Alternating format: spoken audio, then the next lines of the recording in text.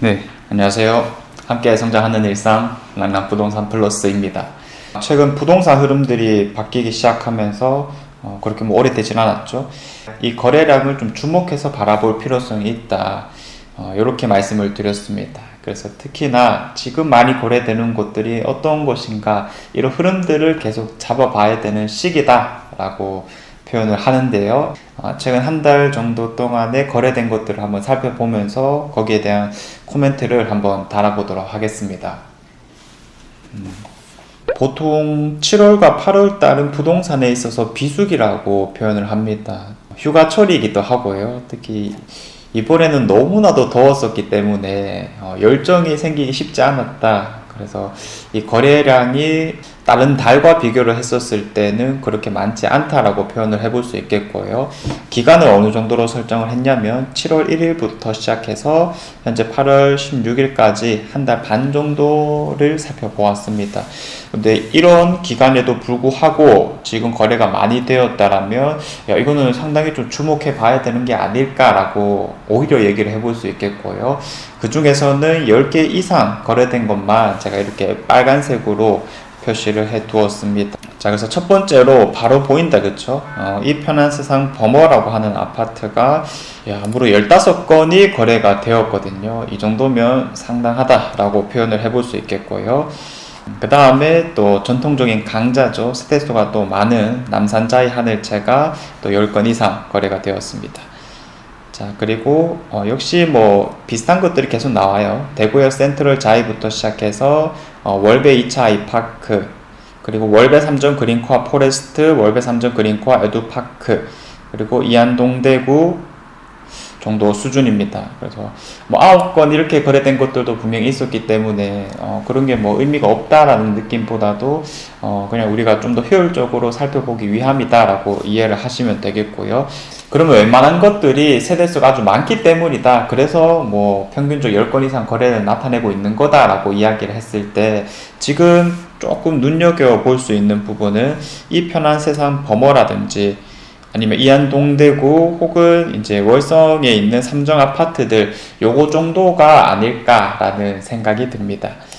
자, 이 편한 세상 범어 같은 경우에는 지금 한 6억 후반대 정도에서 거래를 많이 나타내고 있거든요.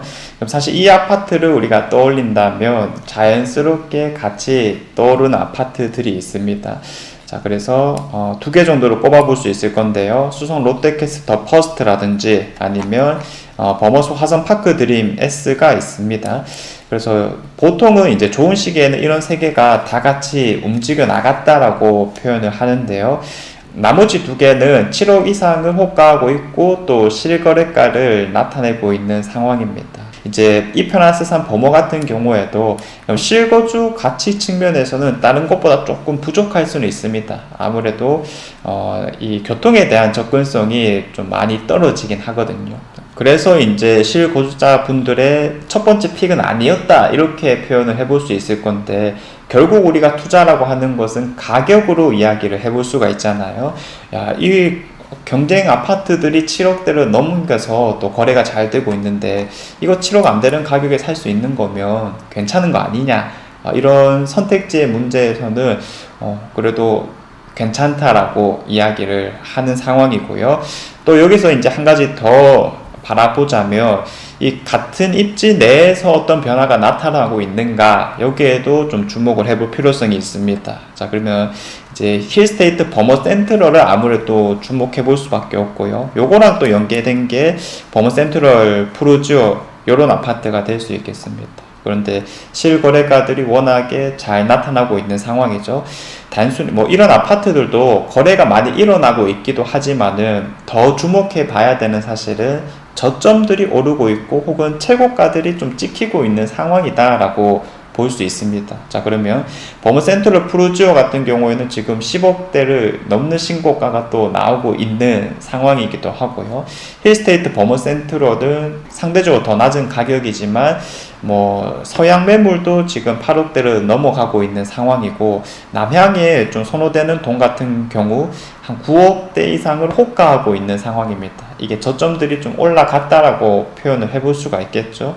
그러면 상대적으로 7억이 안 되는 가격에 이 편한 세상 범어는 또 메리트가 는다, 이런 것들을 이제 결과적으로 좀 해석을 해볼 수 있겠고요. 지금 최근에 거래가 많이 나타나고 있는 상황입니다. 그러면 앞선 아파트들과 마찬가지로 이런 것들도 6억대 후반에서 이제 거래가 좀 되다가 낮은 가격의 매물들이 소진되고 나면은 7억 이상을 호가할 가능성이 매우 높아졌다, 방향성을 그려볼 수 있을 거고요. 그래서 이걸 뭐 크게 말하면 이 아파트가 좋으냐 나쁘냐가 아니죠. 지금 수성구를 중심으로는 신축에 대한 선호도가 매우 높게 형성이 되어 있고, 그런 것들이 저는 신축 2020년 이후에 지어진 거라고 표현을 합니다. 그런 아파트들이 저점을 올리고 있는 상황에서 그 다음은 뭘까? 그 다음은 뭘까? 라는 질문을 했을 때 떠오르는 대표적인 아파트들이 지금 거래가 잘 되고 있는 거다, 이렇게 크게 해석을 좀 해봐도 된다 표현을 하겠고요.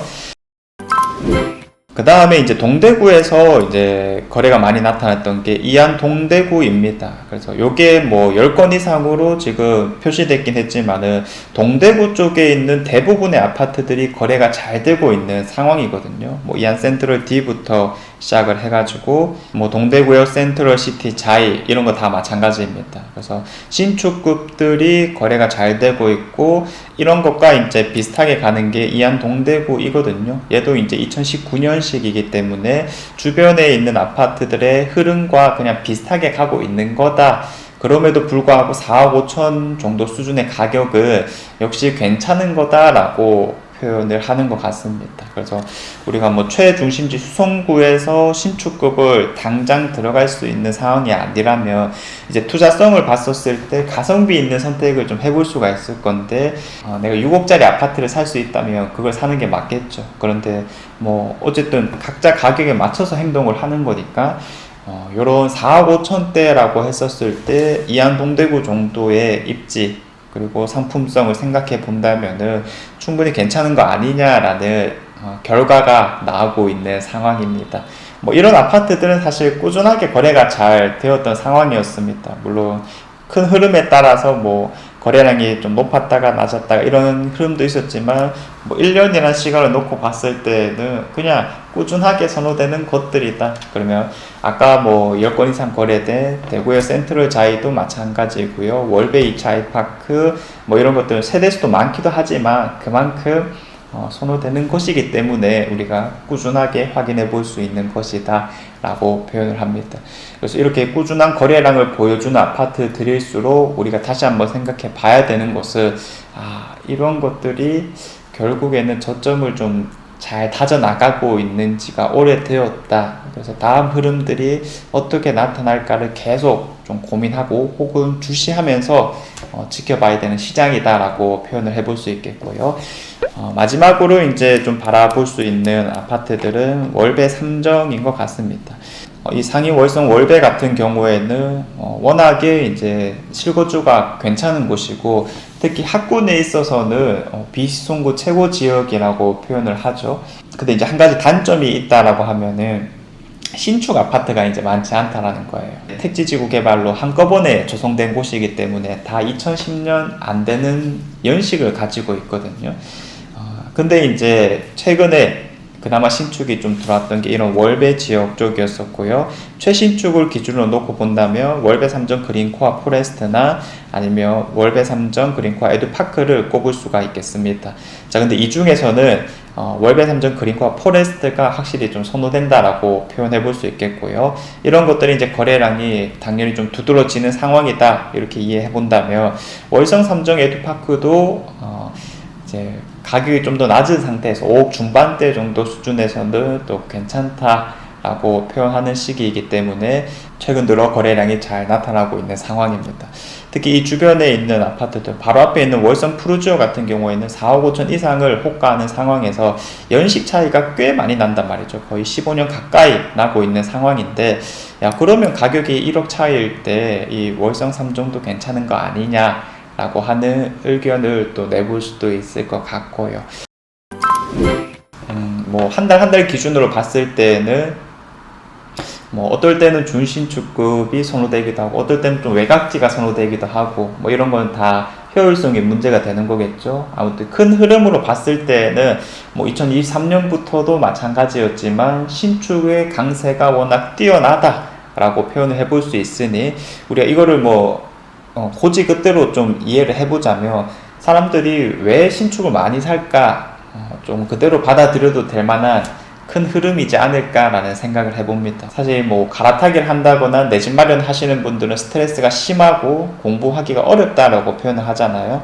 그냥 신축급들 위주로 살펴보면 되는 시장이다.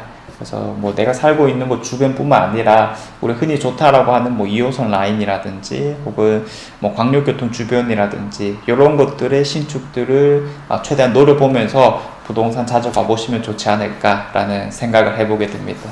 휴가철이 또 지나가고 있습니다. 그럼에도 불구하고 이런 거래가 잘 되고 있는 아파트들은 분명 주목해볼만 하다라고 이야기를 해볼 수 있겠고요. 또 여러분들 행동에 있어서 도움이 되길 바라겠습니다. 자, 이상 제가 준비한 내용은 여기까지이고요. 다음에도 좋은 내용으로 찾아오도록 하겠습니다. 감사합니다.